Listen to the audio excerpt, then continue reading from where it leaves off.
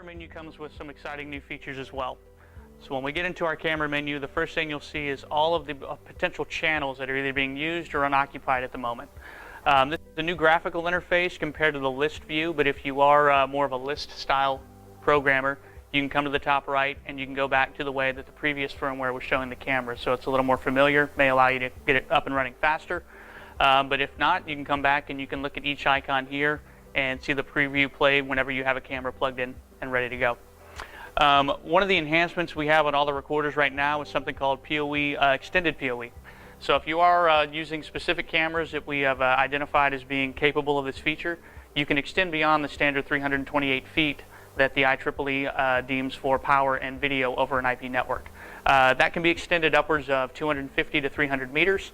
There are criteria that you need to meet, so make sure you follow the guidelines that are listed in our instruction guides, and it's merely an on or off feature. So we either click on or off.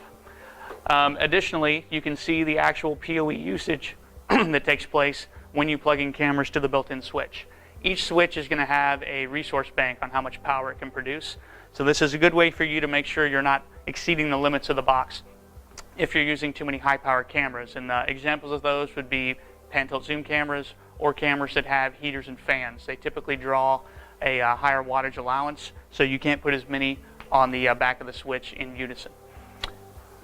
A new feature is the enable disable PoE plug and play port. So by default, we try to plug and play protocol every port on the back of the recorder. The reason for that, it's simple. It allows us to activate a password, you don't have to assign any IP addresses, and it keeps all that traffic segmented. We do have instances though where cameras just can't be home run back to this unit. And customers have been asking us, how do we get that off of our customers' network so that we're not bogging down their traffic or making the cameras accessible on their standard LAN. By coming in here, we can actually disable the plug and play port on as many channels as you want. Once I apply that, we go back to our camera menu, and the channels I turned off now have a plus icon because they are no longer pre-tagged to the ports on the back of this unit purely for plug and play. This now means that I can either plug in a switch to say port 14 on the back of this, and then I can bring in 3 additional channels through that switch.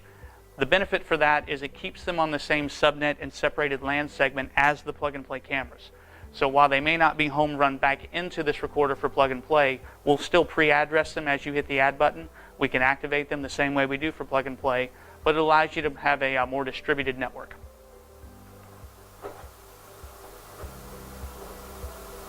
Again, you can do this for channels 1 through 16.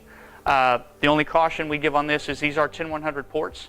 So you need to make sure you're staying within the port limitation in terms of the number of cameras you try to bring in through each port on the back. The simple solution to that is, as long as you can separate out multiple switches on their LAN design, you can plug in a switch, say to port 9 and then to port 13, and bring in cameras through different ports to make sure the traffic isn't being overloaded.